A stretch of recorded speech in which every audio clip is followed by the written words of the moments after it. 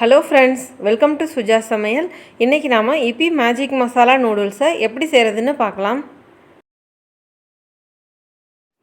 கடாயில் 4 டீஸ்பூன் அளவுக்கு எண்ணெய் ஊற்றிருக்கேன். இதில் ஒரு பெரிய வெங்காயம் பொடிசாக கட் பண்ணி வச்சுருக்கேன். இப்போது இதை சேர்த்து வதக்கிக்கிறேன்.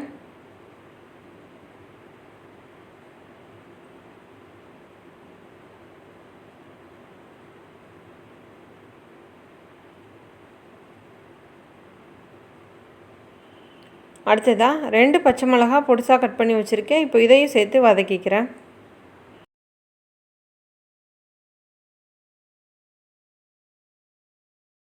அடுத்ததாக ஒரு தக்காளி பொடிசாக கட் பண்ணி வச்சுருக்கேன். இப்போ இதையும் சேர்த்து வதக்கிக்கிறேன்.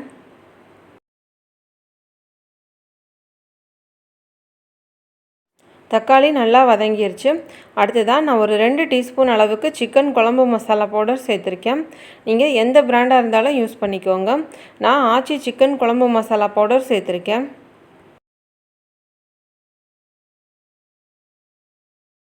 அடுத்ததாக இதுக்கு தேவையான அளவு தண்ணி சேர்த்துக்கலாம். நான் 2 பாக்கெட் நூடுல்ஸுக்கு 3 டம்ளர் அளவுக்கு தண்ணி ஊற்றிருக்கேன்.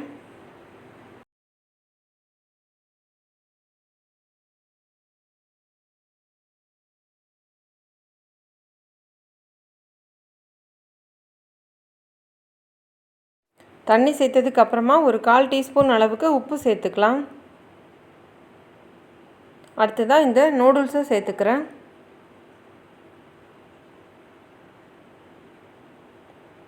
அடுத்ததாக இந்த இப்பி நூடுல்ஸ் கூட கொடுத்துருக்குற டேஸ்ட் மேக்கர் 2 பாக்கெட்டை சேர்த்துக்கிறேன்.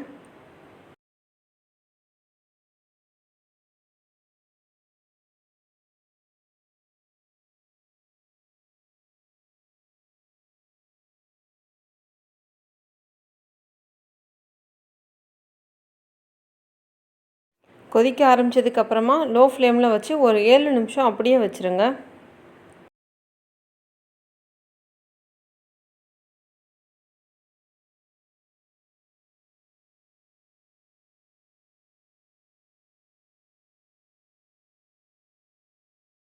ஏழு நிமிஷம் ஆகிடுச்சு. நூடுல்ஸ் நல்லா வெந்துருச்சு. இன்னும் கொஞ்சம் இந்த தண்ணியெல்லாம் ட்ரை ஆன உடனே நம்ம ஸ்டவ் ஆஃப் பண்ணிடலாம். தண்ணி எதுவும் இல்லாமல் இப்போது நல்லா ட்ரை ஆகிடுச்சு. இந்த ஸ்டேஜில் ஸ்டவ் ஆஃப் பண்ணிடலாம். அவ்வளோதாங்க, ரொம்ப டேஸ்டான இப்பி மசாலா நூடுல்ஸ் ரெடி ஆகிடுச்சு.